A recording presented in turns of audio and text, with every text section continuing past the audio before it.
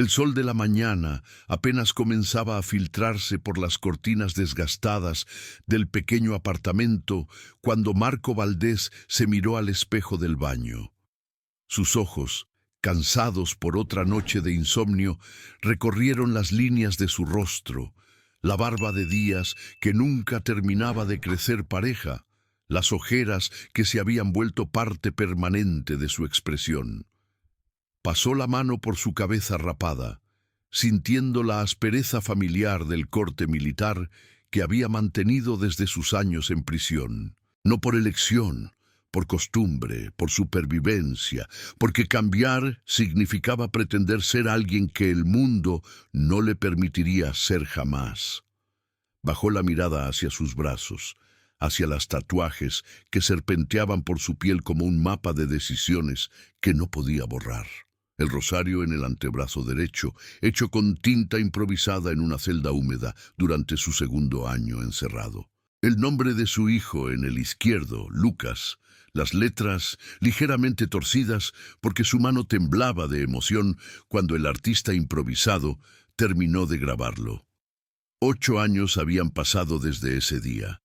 8 años desde que sostuvo a su bebé por primera vez a través de un cristal, con las manos esposadas y el corazón destrozado. Pero hoy era diferente. Hoy era el primer día de clases de Lucas en el Colegio San Patricio, la escuela más prestigiosa de la ciudad.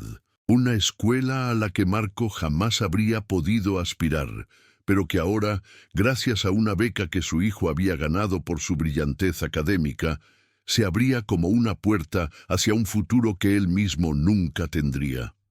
Marco caminó hacia la pequeña habitación donde Lucas aún dormía, su cuerpo diminuto envuelto en sábanas que habían visto mejores tiempos.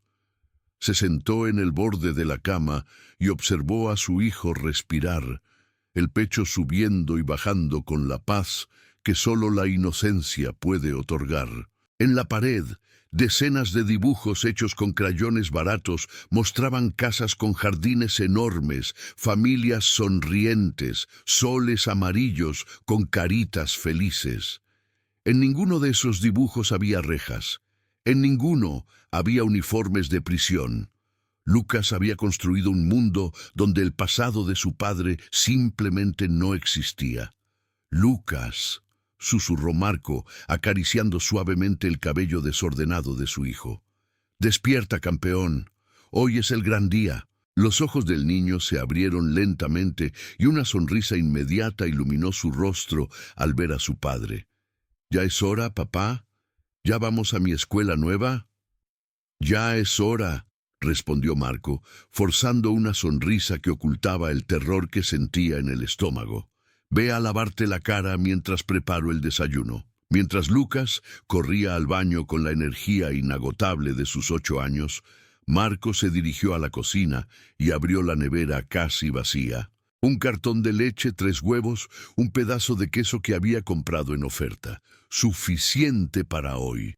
Mañana ya vería cómo resolver. Siempre había un mañana que resolver cuando se vive al filo de la pobreza. 40 minutos después, padre e hijo caminaban por las calles del centro de la ciudad, alejándose cada vez más del barrio humilde donde vivían y adentrándose en un mundo de edificios imponentes, autos de lujo y aceras impecables. Lucas llevaba su uniforme nuevo, el suéter azul marino con el emblema dorado del Colegio San Patricio, la camisa blanca perfectamente planchada, los zapatos negros que Marco había lustrado 3 veces la noche anterior. El niño caminaba con orgullo, ajeno a las miradas que algunos transeúntes lanzaban hacia su padre. Marco las sentía todas, cada mirada de sospecha, cada paso que se alejaba cuando él se acercaba, cada bolso que se apretaba con más fuerza. Conocía ese lenguaje corporal de memoria. Era el idioma universal del miedo y él era fluido en descifrarlo. Cuando llegaron a las puertas del Colegio San Patricio, Marco sintió que el aire se volvía más pesado. El edificio se alzaba como una fortaleza de privilegio, con sus columnas blancas, sus ventanales enormes, su jardín perfectamente podado. Decenas de padres llegaban en autos importados, madres con bolsas de diseñador, padres en trajes que costaban más que todo lo que Marco poseía. Y en medio de todo aquello, él, con su camisa de franela desteñida, sus jeans gastados, sus botas de trabajo que habían pisado cientos de obras de construcción. «Papá, ¿estás bien?», preguntó Lucas, notando cómo la mano de su padre apretaba la suya con más fuerza. «Estoy perfecto, campeón», mintió Marco. «Solo estoy emocionado por ti». Cruzaron el umbral y entraron al hall de recepción. El piso de mármol brillaba tanto que Marco podía ver su reflejo en él, una figura fuera de lugar entre tanto lujo. Se acercó al mostrador de recepción, donde una mujer de mediana edad con uniforme impecable los observó con una mezcla de curiosidad y algo que se parecía peligrosamente al desdén. «Buenos días», dijo Marco, intentando que su voz sonara firme. «Soy Marco Valdés. Vengo a dejar a mi hijo Lucas para su primer día. Tiene una beca académica». La recepcionista tecleó algo en su computadora, sus uñas perfectamente pintadas golpeando las teclas con un ritmo que parecía deliberadamente lento. «Valdés, Valdés. Ah, sí, Lucas Valdés, beca de excelencia». Levantó la mirada y la posó sobre Marco, deteniéndose un segundo demasiado largo en sus tatuajes. «Tendrá que esperar. La directora Mendrano quiere reunirse personalmente con todos los padres de alumnos nuevos». «Por supuesto», asintió Marco. «Esperaremos». Se sentaron en un banco de madera noble cerca de la entrada, Lucas balanceando los pies que no alcanzaban el suelo. Marco con las manos entrelazadas, tratando de controlar el temblor que amenazaba con delatarlo. Pasaron 5 minutos, 10, 20. Otros padres llegaban y eran atendidos inmediatamente, guiados hacia las aulas o hacia la oficina de la directora sin ninguna espera. Marco y Lucas permanecían en aquel banco como si fueran invisibles. O peor aún, como si fueran demasiado visibles. «¿Por qué tardamos tanto, papá?», preguntó Lucas con la inocencia de quien no comprende las reglas no escritas del mundo adulto. «A veces las cosas importantes toman tiempo, hijo», respondió Marco, aunque sabía perfectamente que el tiempo que estaban tomando no tenía nada de importante. Fue entonces cuando la vieron. Victoria Mendrano apareció al final del pasillo como una aparición de otro mundo. Alta, elegante, enfundada en un vestido negro ajustado que realzaba cada curva de su figura con la precisión de quien sabe exactamente el efecto que causa. Su cabello castaño caía en ondas perfectas sobre sus hombros, enmarcando un rostro de belleza severa, labios pintados de un tono vino oscuro, ojos que escaneaban todo a su alrededor con la frialdad de quien está acostumbrada a juzgar y encontrar defectos. Caminaba sobre tacones altos que resonaban contra el mármol como un metrónomo de autoridad, cada paso una declaración de poder. Sus ojos se posaron sobre Marco y Lucas, y algo cambió en su expresión. Un destello casi imperceptible de disgusto, rápidamente enmascarado por una sonrisa profesional que no llegaba a sus ojos. «Señor Valdés, supongo», dijo Victoria, deteniéndose frente a ellos sin ofrecer su mano. «Soy la directora Mendrano. Acompáñeme a mi oficina, por favor». Elena llamó a una mujer de cabello castaño que pasaba cerca. «Lleva al niño a su salón mientras hablo con su padre». La forma en que pronunció la palabra padre hizo que Marco sintiera un escalofrío. Había desprecio en cada sílaba, incredulidad, como si la idea de que él pudiera ser responsable de la educación de alguien fuera un concepto absurdo. «Papá, ¿vas a estar bien?», preguntó Lucas, sus ojos grandes llenos de una preocupación que ningún niño de 8 años debería sentir. Marco se arrodilló frente a su hijo, ignorando las miradas de los otros padres que pasaban. Voy a estar perfecto, campeón.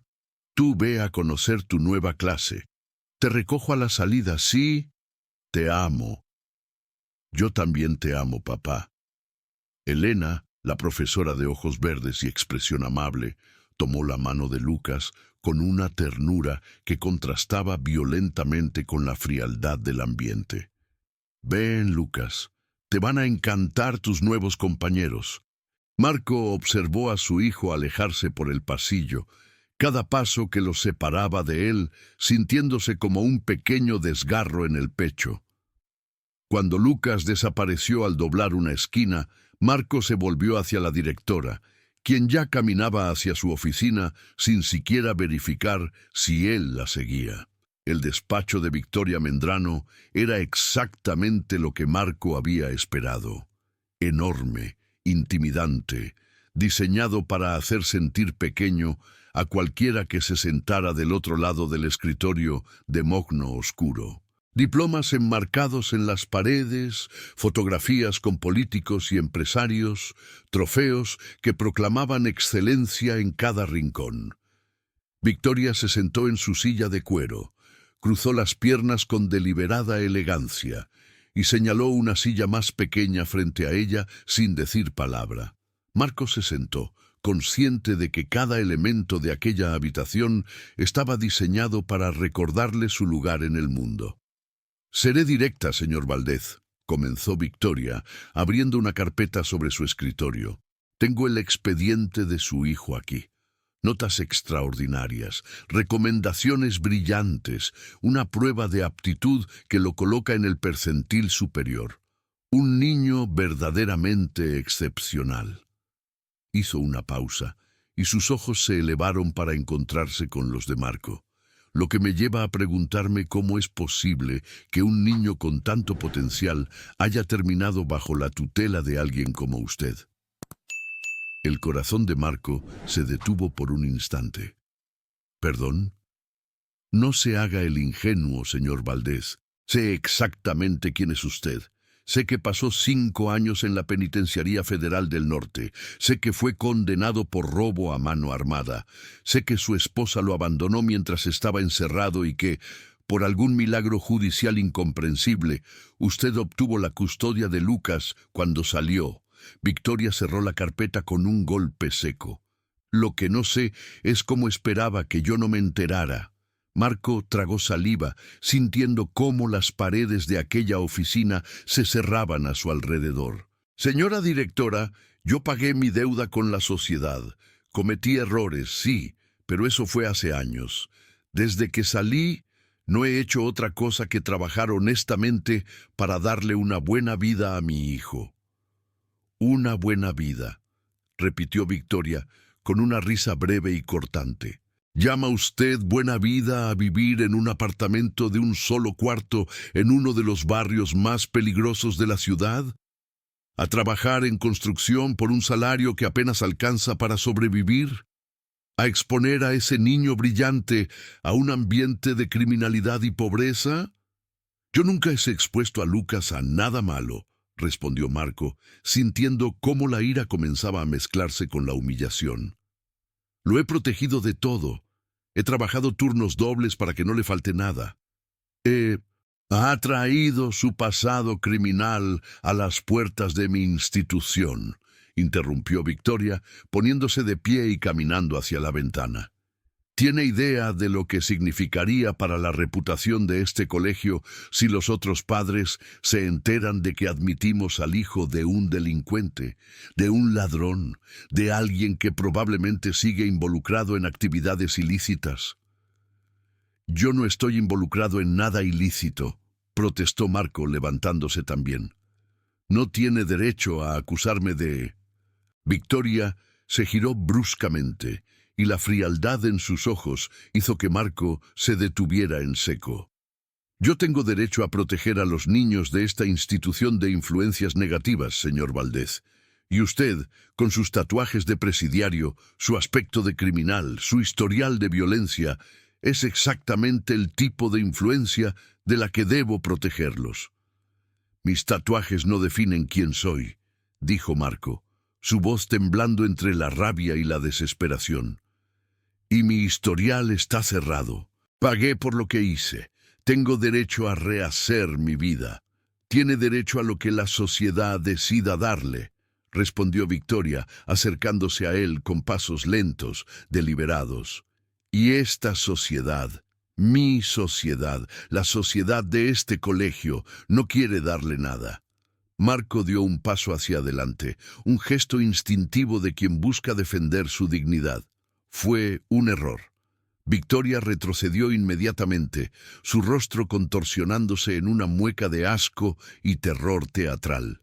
«¡No me toques!», gritó su voz resonando por toda la oficina. «¡No te atrevas a ponerme un dedo encima, delincuente!». «Yo no la toqué», dijo Marco, alzando las manos en un gesto de rendición. «Ni siquiera me acerqué. Yo solo...». Pero era demasiado tarde.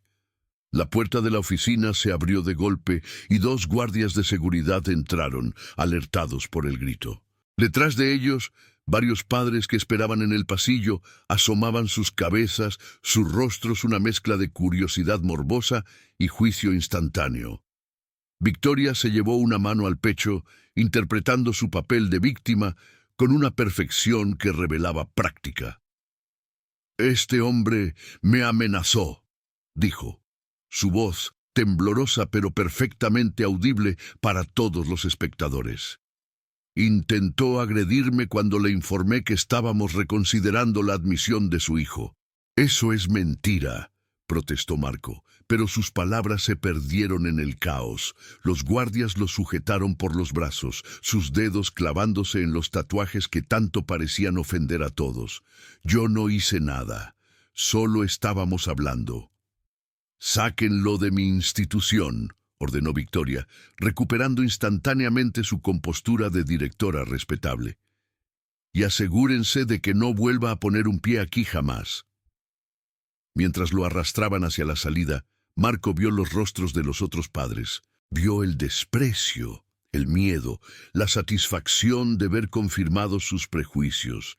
Vio a madres que apartaban a sus hijos de su camino, como si la pobreza y el pasado fueran enfermedades contagiosas. Vio un mundo que había decidido que él no merecía redención, que había tomado sus peores momentos y los había convertido en una sentencia eterna. Y entonces, al final del pasillo, vio algo que destrozó lo poco que quedaba de su corazón. Lucas estaba allí, de pie junto a Elena, sus ojos enormes llenos de lágrimas que no comprendía. Había escuchado los gritos, había visto a los guardias, había visto a su padre ser tratado como un criminal frente a todos sus nuevos compañeros. «¡Papá!», gritó el niño intentando correr hacia él, pero Elena lo sostuvo con suavidad. «Lucas, te amo», alcanzó a decir Marco antes de que lo empujaran por la puerta principal. «Todo va a estar bien, te lo prometo». Pero mientras caía de rodillas en la acera, frente a las puertas cerradas del Colegio San Patricio, Marco supo que nada volvería a estar bien. Había pasado 5 años en prisión pagando por un crimen. Pero el verdadero castigo, comprendió en ese momento, apenas estaba comenzando. A veces la vida nos golpea en los lugares donde más duele, donde más vulnerables somos, y es en esos momentos cuando descubrimos de qué estamos realmente hechos. Si esta historia ha tocado algo dentro de ti, si sientes la injusticia quemando en tu pecho como la siente Marco, entonces eres parte de esta familia que cree en las segundas oportunidades. Dale like a este video, suscríbete al canal si aún no lo has hecho, y cuéntame en los comentarios, ¿alguna vez alguien te juzgó por tu pasado sin darte la oportunidad de mostrar quién eres realmente? Las horas que siguieron a la expulsión del Colegio San Patricio fueron las más largas de la vida de Marco. Se quedó sentado en un banco frente a la escuela, ignorando las miradas de desconfianza de los transeúntes, esperando hasta que el timbre de salida sonara y pudiera recuperar a su hijo. El sol se movió lentamente por el cielo, indiferente a su dolor. proyectando sombras cada vez más largas sobre la acera donde él permanecía inmóvil como una estatua de la derrota. Cuando finalmente las puertas se abrieron y los niños comenzaron a salir en tropel, Marco se puso de pie con el corazón latiéndole en la garganta. Buscó entre las decenas de uniformes azul marino hasta que encontró a Lucas, caminando solo, con la cabeza baja y los hombros hundidos de una manera que ningún niño de 8 años debería conocer. «Lucas», llamó Marco, acercándose con pasos rápidos. El niño levantó la mirada, y lo que Marco vio en esos ojos lo destrozó más que cualquier golpe que hubiera recibido en prisión. Había confusión, había dolor, pero lo peor de todo, había vergüenza. Una vergüenza que no le pertenecía, que había sido plantada en su corazón inocente por adultos crueles que no merecían estar cerca de ningún niño. «Papá», susurró Lucas, y su voz se quebró en esa única palabra. Marco se arrodilló frente a él, tomando sus pequeñas manos entre las suyas. «Estoy aquí, campeón. Ya estoy aquí». Los otros niños dijeron cosas, murmuró Lucas, las lágrimas comenzando a rodar por sus mejillas. «Dijeron que eres un criminal. Dijeron que estuviste en la cárcel. Dijeron que eres peligroso y que mi mamá me abandonó por tu culpa».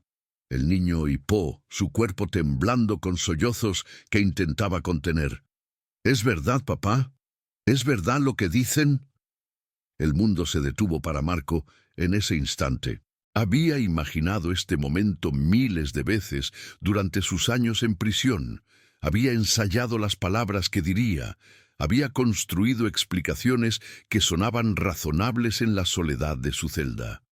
Pero ahora, frente a los ojos llorosos de su hijo, todas esas palabras se desvanecieron como humo. «Ven», dijo Marco tomando a Lucas en brazos y alejándose del colegio, de las miradas curiosas, de todo aquel mundo que los había rechazado. «Vamos a casa. Te voy a contar todo». El camino de regreso fue silencioso. Lucas se aferró al cuello de su padre durante las primeras cuadras, hasta que el cansancio emocional lo venció y se quedó dormido con la cabeza apoyada en el hombro de Marco. Este caminó durante casi 1 hora, negándose a gastar dinero en transporte que necesitarían para comer, sintiendo el peso de su hijo como un ancla que lo mantenía conectado a la realidad. Cuando llegaron al apartamento, Marco acostó a Lucas en la cama y se sentó a su lado, observándolo dormir mientras el atardecer teñía las paredes de tonos naranjas y rojos. Pensó en su propia infancia, en las calles peligrosas donde había crecido, en las decisiones que lo habían llevado por el camino equivocado. Pensó en María, la madre de Lucas, en cómo la había conocido cuando ambos eran apenas adolescentes perdidos, buscando algo que se pareciera al amor. Pensó en el día que ella le dijo que estaba embarazada, en la alegría mezclada con terror que había sentido, en las promesas que había hecho de ser un buen padre, un buen hombre. Y pensó en la noche que todo se derrumbó. Tenía 23 años cuando entró a esa tienda con una pistola que ni siquiera estaba cargada. María estaba embarazada de 7 meses. Habían sido desalojados de su apartamento, y él no había comido en 2 días para que ella pudiera alimentarse. No era una excusa, nunca lo sería, pero era la verdad de un momento de desesperación absoluta de un hombre joven que no veía ninguna otra salida. El dueño de la tienda había tenido un ataque cardíaco durante el robo. No murió, gracias a Dios, pero el cargo se elevó a robo con agravante de lesiones. 5 años de condena. Lucas nació mientras Marco esperaba el juicio, y el primer año de vida de su hijo transcurrió en visitas de 30 minutos a través de un cristal. María aguantó 2 años antes de rendirse. No la culpaba. Criar sola a un bebé mientras su esposo se pudría en prisión era más de lo que cualquiera debería soportar. Se fue una mañana sin despedirse, dejando a Lucas con la madre de Marco, una mujer que moriría de cáncer apenas 6 meses después. Cuando Marco finalmente salió de prisión, su hijo tenía 5 años, no tenía madre, no tenía abuela, y apenas reconocía al hombre tatuado que decía ser su padre. Los 3 años siguientes habían sido una batalla constante por reconstruir lo que él mismo había destruido. Trabajos mal pagados que nadie más quería, apartamentos en barrios donde las sirenas eran la banda sonora de cada noche. La lucha diaria por demostrarle al mundo que merecía una segunda oportunidad que nadie estaba dispuesto a darle. Pero Lucas era su luz en toda esa oscuridad. Ese niño brillante, bondadoso, que había heredado la inteligencia de su madre y de alguna manera milagrosa, ninguno de los demonios de su padre. ¿Papá? La voz somnolienta de Lucas sacó a Marco de sus pensamientos. El niño se había despertado, sus ojos hinchados por el llanto anterior, pero más calmado ahora, más presente. «Estoy aquí, campeón. ¿Me vas a contar la verdad?» Marco asintió lentamente, sentándose en la cama junto a su hijo. «Te voy a contar todo, y necesito que escuches hasta el final antes de decidir qué piensas de mí, ¿de acuerdo?» Lucas asintió, su expresión seria, madura más allá de sus años, y Marco habló. Le contó sobre la pobreza, sobre las malas decisiones, sobre la noche que cambió todo. Le contó sobre la prisión, sobre las noches llorando en una celda diminuta pensando en él, sobre las cartas que le escribía cada semana, aunque sabía que Lucas era demasiado pequeño para leerlas. Le contó sobre su madre sin rencor, sin culpa, solo con la tristeza de quien acepta que el amor a veces no es suficiente, y le contó sobre los 3 años desde su salida, sobre cada trabajo humillante que había aceptado, sobre cada puerta que se había cerrado en su cara, sobre la promesa que se había hecho de darle una vida mejor. Cuando terminó, el silencio llenó la habitación como una presencia física. Lucas no había dicho una palabra durante todo el relato, sus ojos fijos en los de su padre, procesando información que ningún niño debería tener que procesar. «¿Lastimaste al señor de la tienda?», preguntó finalmente Lucas. «No directamente», respondió Marco con honestidad brutal, «pero se asustó tanto por mi culpa que su corazón falló. Así que sí, en cierta forma, lo lastimé». «¿Y la pistola? ¿Ibas a dispararle?» «No tenía balas, Lucas. Nunca tuve intención de lastimar a nadie. Solo quería el dinero para que tu mamá pudiera comer». Marco sintió las lágrimas acumulándose en sus ojos. «Pero eso no importa. Lo que hice estuvo mal, terriblemente mal, y pagué por ello. Sigo pagando por ello cada día de mi vida». Lucas se quedó en silencio otro largo momento. Luego, lentamente, extendió sus pequeños brazos y abrazó a su padre con una fuerza que sorprendió a ambos. «Todos cometemos errores, papá», susurró el niño contra su pecho. «La maestra Elena dice que lo importante no es caer, sino levantarse». Marco cerró los ojos, las lágrimas cayendo libremente ahora, abrazando a su hijo como si fuera lo único real en un mundo de pesadillas. «Te amo, Lucas, más que a nada en este mundo, y voy a arreglar esto, te lo prometo. ¿Voy a poder volver a la escuela?» La pregunta golpeó a Marco como un puñetazo en el estómago. Había estado tan consumido por su propia humillación que no había pensado en las consecuencias prácticas. La beca de Lucas, la oportunidad que tanto les había costado conseguir, probablemente estaba perdida. «Vamos a encontrar la manera», dijo Marco, aunque no tenía idea de cómo.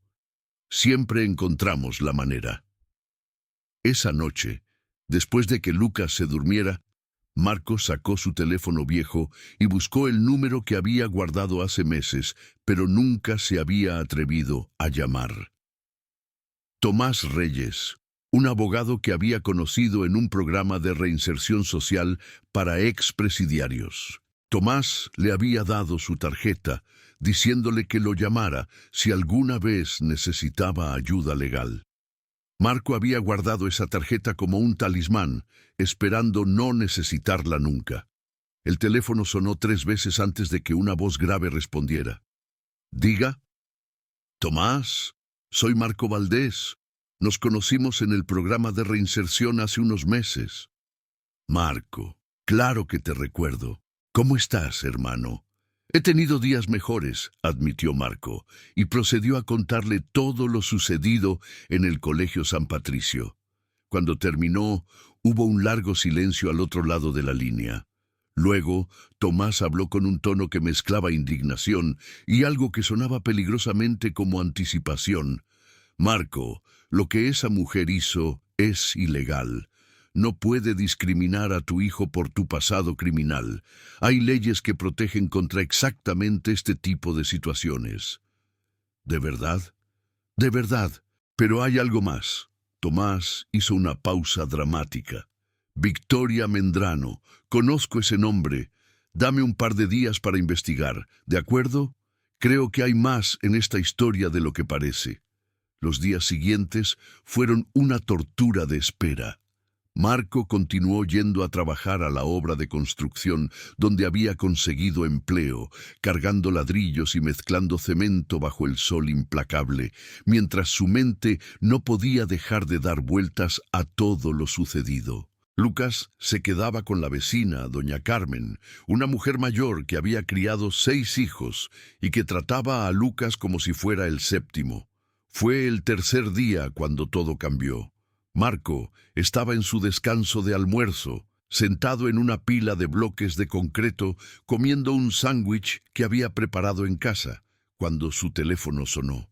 Era Tomás. «Marco, tienes que venir a mi oficina, ahora». «Estoy en el trabajo, Tomás. No puedo simplemente...». «Confía en mí. Lo que encontré vale perder un día de salario. Te prometo que no te vas a arrepentir». Algo en el tono de Tomás hizo que Marco se pusiera de pie inmediatamente. Habló con su supervisor, inventó una emergencia familiar y tomó el autobús hacia el centro de la ciudad. La oficina de Tomás estaba en un edificio modesto pero digno, muy diferente de la opulencia intimidante del Colegio San Patricio. El abogado lo esperaba en la puerta, su expresión una mezcla de seriedad y algo que parecía casi emoción. «Siéntate», dijo Tomás, señalando una silla frente a su escritorio. «Lo que voy a contarte va a cambiar todo». Marco se sentó, el corazón latiéndole con fuerza. «Victoria Mendrano», comenzó Tomás, abriendo una carpeta llena de documentos, «no es quien dice ser, o más bien es mucho más de lo que aparenta». Deslizó una fotografía hacia Marco. «¿Reconoces a esta mujer?» La foto mostraba a una Victoria más joven, quizás de 20 años, vestida con ropa sencilla, el cabello recogido en una cola de caballo sin estilo, sin maquillaje, sin joyas. Estaba de pie frente a lo que parecía ser un edificio de apartamentos deteriorado, muy similar al barrio donde Marco vivía actualmente. «Es ella», dijo Marco sorprendido. «Pero se ve tan diferente». «Porque es diferente. Victoria Mendrano nació Victoria Moreno, en el barrio La Esperanza, uno de los sectores más pobres de la ciudad. Su padre era alcohólico. Su madre limpiaba casas para sobrevivir. Victoria creció en la misma pobreza que ella ahora desprecia con tanta vehemencia». Marco sintió que el suelo se movía bajo sus pies. «¿Qué? Pero eso no es todo». Tomás deslizó otro documento. A los 19 años, Victoria fue arrestada por fraude. Trabajaba como cajera en un supermercado y fue sorprendida robando dinero de la caja durante meses. Fue sentenciada a 2 años de prisión, de los cuales cumplió 18 meses. El silencio que siguió fue absoluto. Marco miraba los documentos sin poder procesarlos, su cerebro negándose a aceptar lo que estaba leyendo. Victoria Mendrano es expresidiaria, continuó Tomás. Exactamente igual que tú. La diferencia es que ella tuvo la suerte de conocer a Rodrigo Mendrano durante un programa de rehabilitación que él patrocinaba como parte de su imagen pública de empresario filantrópico. Se casaron un año después de que ella saliera de prisión. Él pagó para que su historial fuera sellado, le dio su apellido, le dio acceso a su fortuna y sus contactos.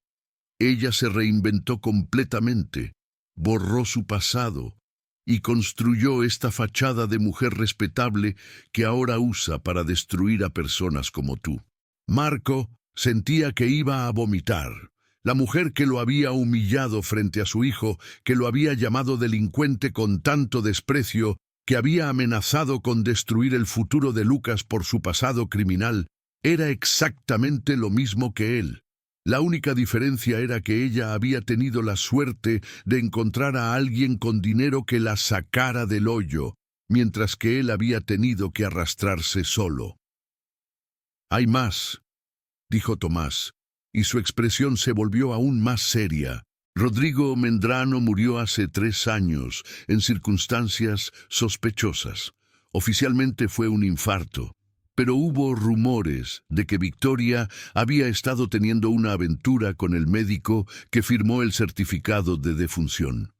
Nunca se investigó porque la familia Mendrano es demasiado poderosa y tenía demasiado que perder si salía a la luz la verdad sobre los orígenes de Victoria. ¿Me estás diciendo que ella?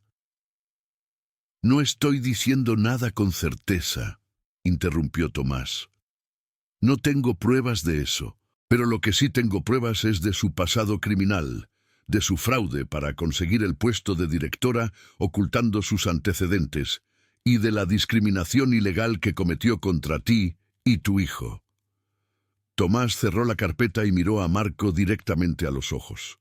Tenemos suficiente para destruirla, Marco. La pregunta es, ¿qué quieres hacer con esta información? Marco se quedó en silencio, su mente un torbellino de emociones contradictorias. Había pasado años siendo juzgado por su pasado, siendo tratado como si fuera menos que humano por errores que había pagado con creces, y ahora descubría que la mujer que más ferozmente lo había condenado era culpable de los mismos pecados, pero había escapado de las consecuencias gracias al dinero y las conexiones. «Quiero justicia», dijo finalmente Marco, «no venganza, justicia. Quiero que mi hijo pueda ir a esa escuela si es lo que él quiere. Y quiero que el mundo sepa la verdad sobre quién es realmente Victoria Mendrano». Tomás sonrió, una sonrisa que no tenía nada de amable. «Entonces vamos a necesitar un plan, y va a requerir paciencia». «He pasado 5 años en prisión», respondió Marco. «Paciencia es lo único que me sobra». Mientras tanto, en el Colegio San Patricio, Elena Ríos no podía quitarse de la cabeza lo que había presenciado. Había visto la forma en que Victoria había tratado a Marco. Había escuchado los gritos desde la oficina. Había visto el terror en los ojos de Lucas cuando su padre fue arrastrado fuera del edificio. Y algo en toda aquella escena no encajaba. Elena llevaba 5 años trabajando en San Patricio y en ese tiempo había aprendido a leer a Victoria Mendrano. Conocía su crueldad calculada, su obsesión por las apariencias, su desprecio apenas velado hacia cualquiera que considerara inferior. Pero lo que había visto ese día era diferente. Había algo personal en la forma en que Victoria había atacado a Marco, una hazaña que iba más allá de simple clasismo. Esa noche, Elena se quedó hasta tarde en la escuela con la excusa de preparar materiales para sus clases. Cuando estuvo segura de que todos se habían ido, caminó silenciosamente hacia la oficina de Victoria. La puerta estaba cerrada con llave, pero Elena conocía los secretos de aquel edificio antiguo. Había una ventana en el baño contiguo que nunca cerraba bien. Lo que encontró en los archivos de Victoria la dejó sin aliento. Había una carpeta separada, escondida en el fondo de un cajón cerrado con llave, que Elena logró abrir con un clip, que contenía documentos que claramente no deberían estar allí. Eran expedientes de otros padres con antecedentes criminales cuyos hijos habían sido rechazados o expulsados del colegio bajo pretextos diversos. 5 familias en los últimos 3 años, todas con historias similares a la de Marco. Humillación pública, acusaciones falsas, expulsión sin derecho a apelación. Pero lo más perturbador era lo que Elena encontró al fondo de la carpeta. Una fotografía vieja, desgastada por el tiempo, que mostraba a 2 adolescentes frente a lo que parecía ser un centro de detención juvenil. Una de ellas era inconfundiblemente Victoria, más joven, más delgada, con una expresión de rabia desafiante. La otra era una chica que Elena no reconocía, pero que tenía un parecido inquietante con Marco Valdés. En el reverso de la foto, con letra descuidada, estaban escritas 2 palabras: nunca olvidaré. Elena tomó fotos de todo con su teléfono, el corazón latiéndole tan fuerte que temía que alguien pudiera escucharlo. No sabía qué significaba todo aquello, pero sabía que Marco Valdés merecía saberlo. Y sabía que Victoria Mendrano tenía secretos que estaba dispuesta a destruir vidas para proteger. La verdad tiene una forma curiosa de encontrar su camino hacia la luz, sin importar cuántas capas de mentiras intenten sepultarla. Y cuando finalmente emerge, tiene el poder de destruir imperios construidos sobre arena. Si quieres ser parte del momento en que la verdad salga a la luz, suscríbete ahora y activa la campanita para no perderte lo que viene. Déjame un comentario contándome, ¿alguna vez descubriste que alguien que te juzgaba era culpable de lo mismo que te acusaba? La hipocresía duele más que cualquier insulto, ¿verdad? Una semana después del descubrimiento de Elena, las piezas del rompecabezas comenzaron a encajar de maneras que nadie habría podido anticipar. La profesora había contactado a Marco a través del número de emergencia que él había dejado en el expediente de Lucas, y lo que inicialmente fue una llamada cautelosa se convirtió en una alianza inesperada. Se encontraron en una cafetería del centro, lejos de los ojos curiosos del Colegio San Patricio. Elena llegó con una carpeta llena de fotografías impresas de los documentos que había encontrado, las manos temblándole ligeramente mientras las deslizaba sobre la mesa hacia Marco. «No sé qué significa todo esto», confesó Elena, su voz apenas un susurro, «pero sé que usted merece ver lo que encontré. Hay algo muy oscuro en el pasado de Victoria, y creo que tiene que ver directamente con usted». Marco observó las fotografías una por una, su expresión transformándose con cada imagen. Los expedientes de otras familias destruidas, los documentos que probaban un patrón sistemático de discriminación y, finalmente, aquella fotografía vieja de 2 adolescentes frente a un centro de detención juvenil. Se quedó mirando esa última imagen durante un largo momento, algo revolviéndose en los rincones más profundos de su memoria. «Esta chica», dijo Marco, señalando a la adolescente junto a Victoria, «se parece a mi hermana». «¿Tiene una hermana?» «Tenía». Marco cerró los ojos, el dolor de un recuerdo antiguo cruzando su rostro. «Sofía era 3 años mayor que yo. Murió cuando yo tenía 16 años. Sobredosis, dijeron. Pero siempre sospeché que había algo más».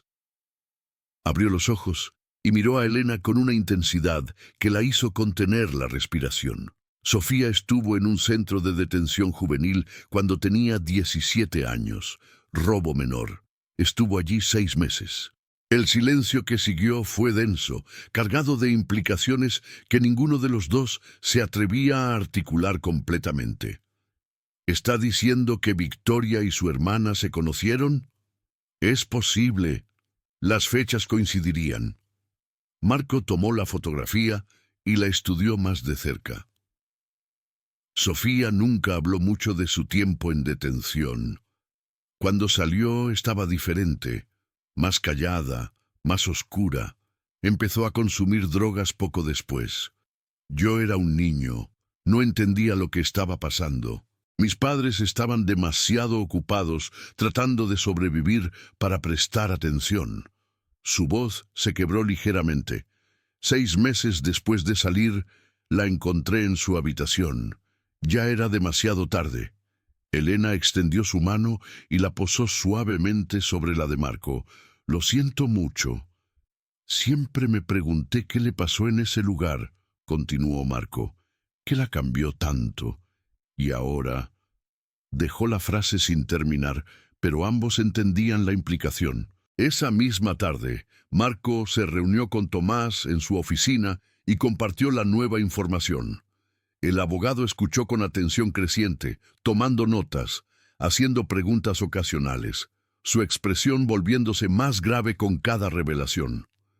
«Necesitamos investigar más sobre la conexión entre Victoria y tu hermana», dijo Tomás finalmente. «Si hubo algo que ocurrió entre ellas en ese centro de detención, algo que explique por qué Victoria reaccionó tan violentamente hacia ti, podría ser la pieza que falta». «¿Cómo hacemos eso? Los registros de menores están sellados». «Tengo contactos», respondió Tomás con una media sonrisa. «Dame unos días». Los días se convirtieron en semanas. Marco continuó trabajando en la construcción.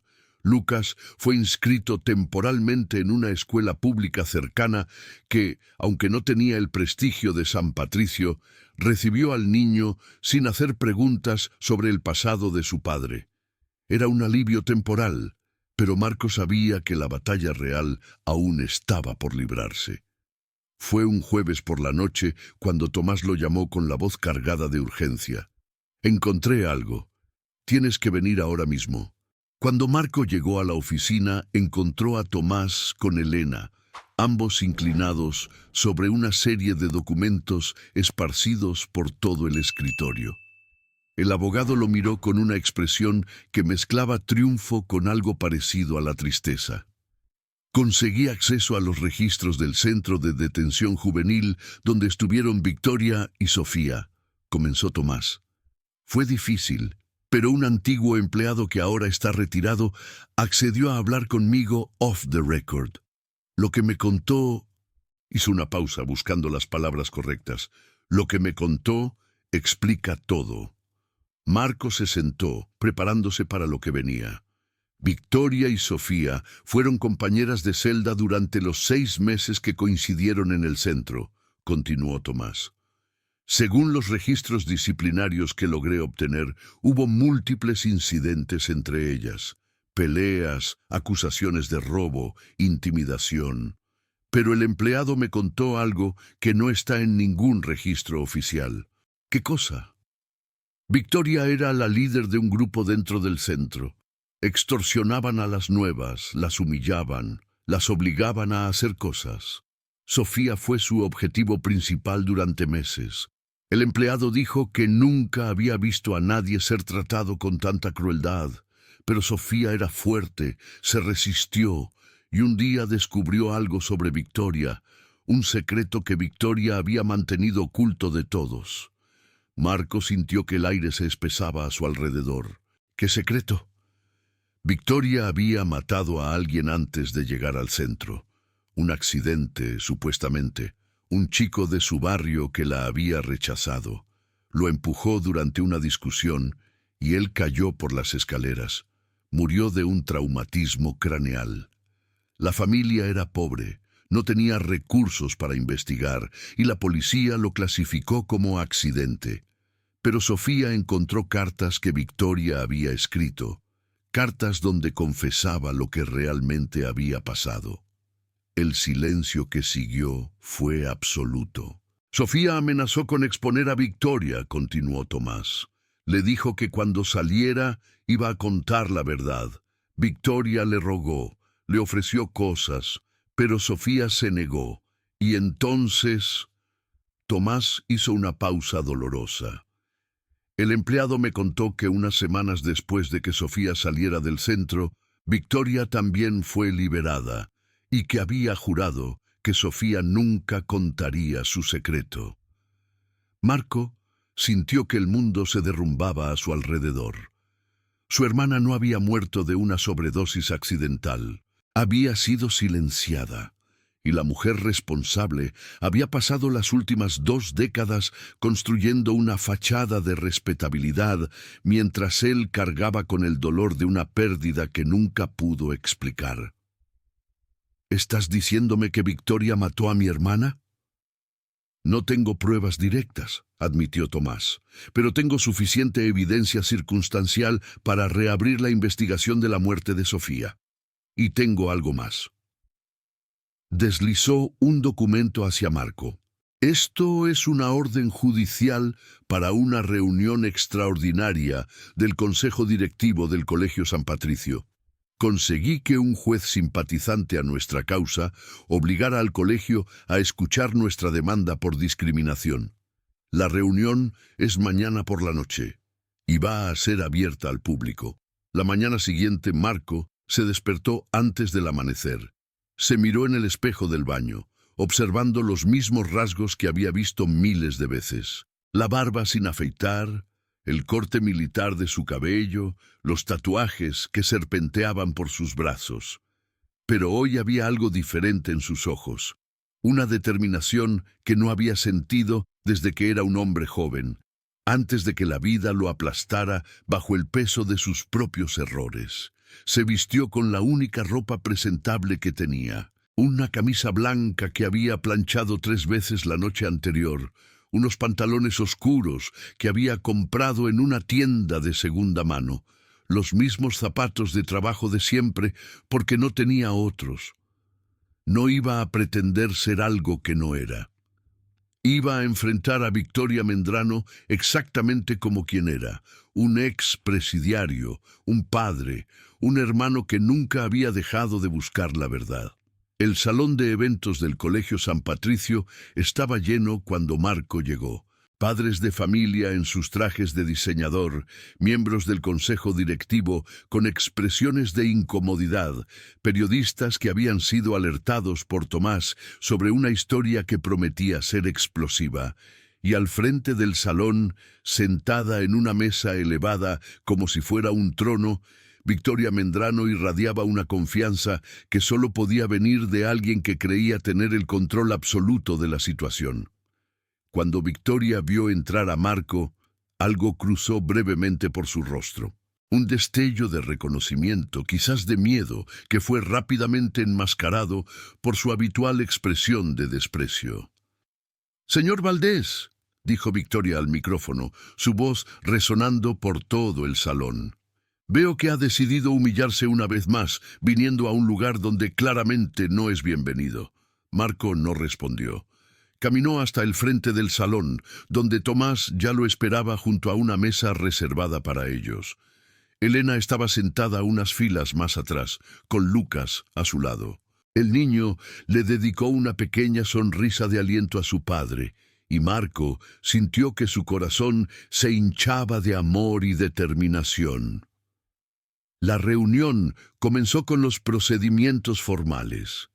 El presidente del consejo, un hombre mayor de aspecto distinguido, explicó que estaban allí para escuchar una demanda por discriminación presentada contra la directora del colegio. Victoria escuchaba con una sonrisa condescendiente, claramente convencida de que aquello era una pérdida de tiempo que terminaría reforzando su posición. Cuando llegó el turno de Tomás, el abogado se puso de pie con calma y comenzó a presentar el caso. Habló de las leyes contra la discriminación, de los derechos de los expresidiarios que han cumplido sus sentencias, del daño emocional infligido a Lucas al presenciar la humillación de su padre. Victoria interrumpía constantemente, con objeciones que el presidente del consejo iba desestimando una por una.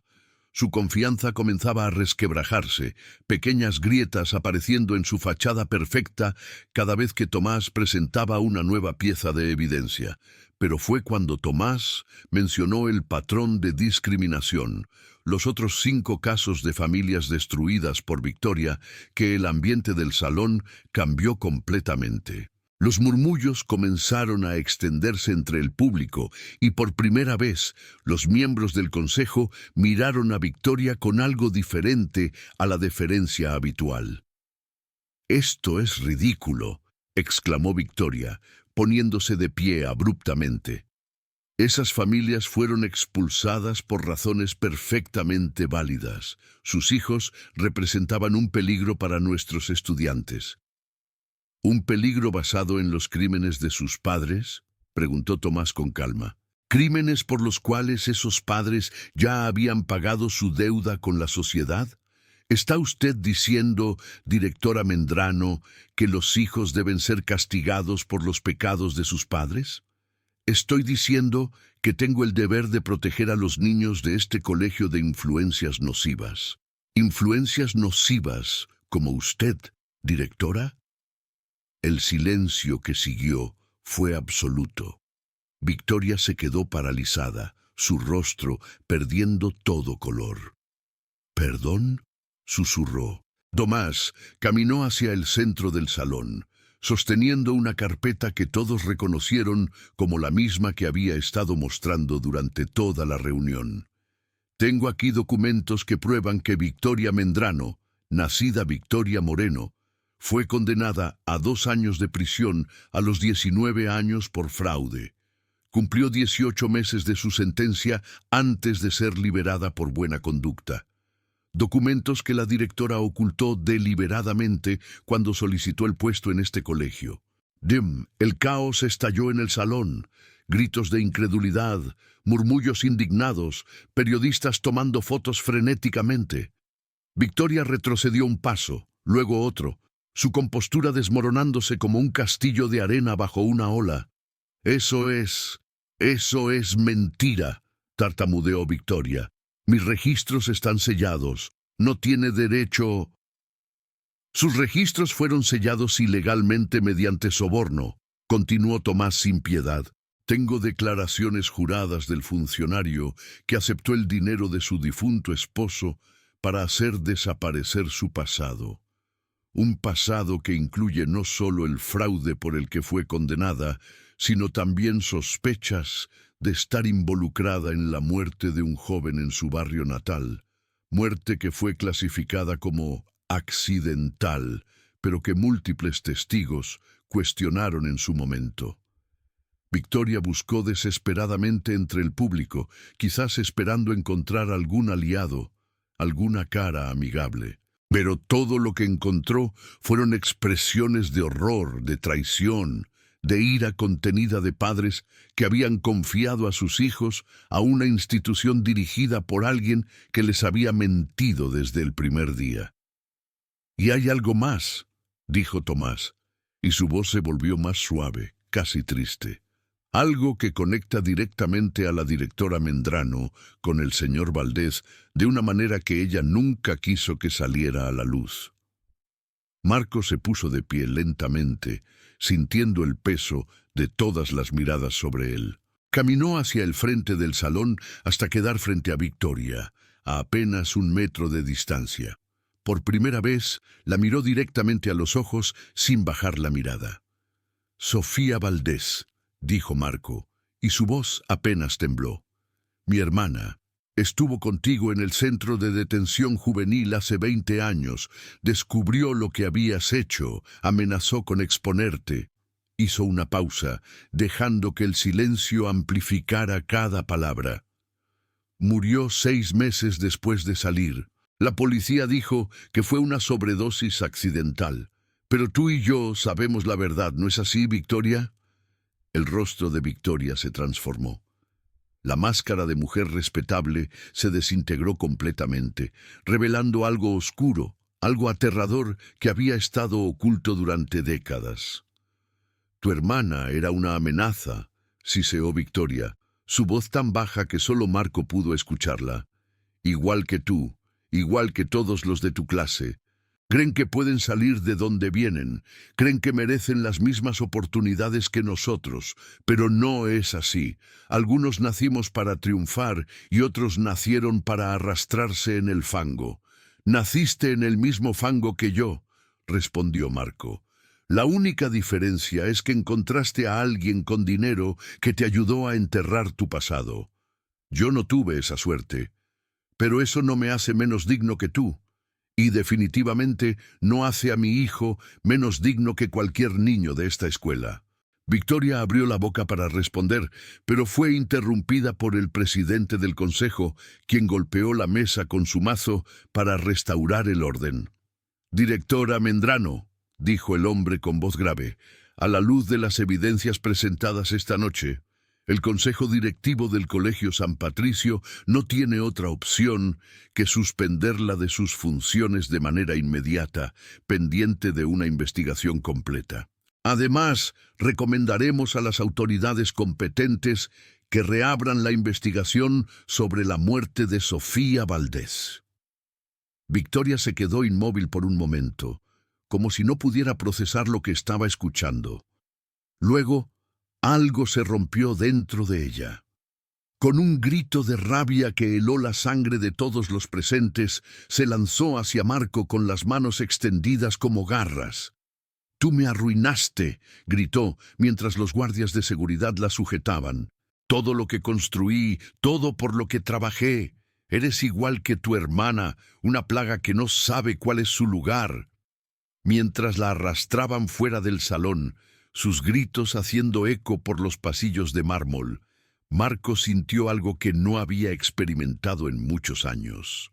Paz, no alegría, no triunfo, solo una profunda y quieta paz de saber que finalmente, después de tanto tiempo, la verdad había salido a la luz. Lucas corrió hacia él desde las gradas y saltó a sus brazos. Marco lo abrazó con fuerza, sintiendo las lágrimas de su hijo mezclarse con las suyas. «¿Todo terminó, papá?», preguntó Lucas. «Lo más difícil, sí», respondió Marco, «pero lo mejor está por comenzar». 3 meses después, Marco se encontraba de pie frente al Colegio San Patricio una vez más. Pero esta vez era diferente. Esta vez, Elena Ríos estaba a su lado, sosteniendo su mano con una naturalidad que ambos habían descubierto gradualmente en los meses posteriores a la caída de Victoria. Esta vez, Lucas caminaba frente a ellos con una mochila nueva y una sonrisa que iluminaba toda su cara. El nuevo director del colegio, un hombre que había llegado con la misión de reconstruir la institución sobre cimientos de honestidad y compasión, los esperaba en la entrada. «Señor Valdés», dijo extendiendo la mano, «es un honor tenerlo aquí. Lucas es un estudiante extraordinario y este colegio está orgulloso de tenerlo entre nosotros». Marco estrechó la mano del director, sintiendo algo que se parecía peligrosamente a la esperanza. Victoria Mendrano fue procesada por múltiples cargos, incluyendo fraude, discriminación sistemática y obstrucción a la justicia. La investigación sobre la muerte de Sofía fue reabierta, y aunque el caso permanecía abierto, nuevos testimonios sugerían que la verdad finalmente saldría a la luz.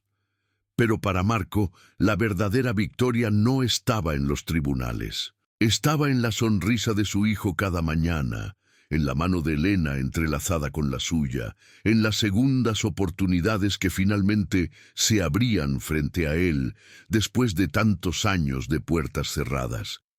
Mientras observaba a Lucas despedirse con un abrazo y correr hacia sus compañeros que lo esperaban con gestos amigables, Marco comprendió algo fundamental. El pasado no desaparece. No importa cuánto lo enterremos o cuánto nos avergüence, pero el pasado tampoco define quiénes somos. Lo que nos define es lo que hacemos con las cenizas de nuestros errores, cómo las convertimos en los cimientos de algo nuevo, algo mejor. Marco Valdés había sido un ladrón, un presidiario, un hombre quebrado por sus propias decisiones. Pero también era un padre que amaba a su hijo más que a su propia vida. Un hermano que nunca dejó de buscar justicia. Un ser humano que se negó a rendirse cuando el mundo entero le decía que no merecía una segunda oportunidad.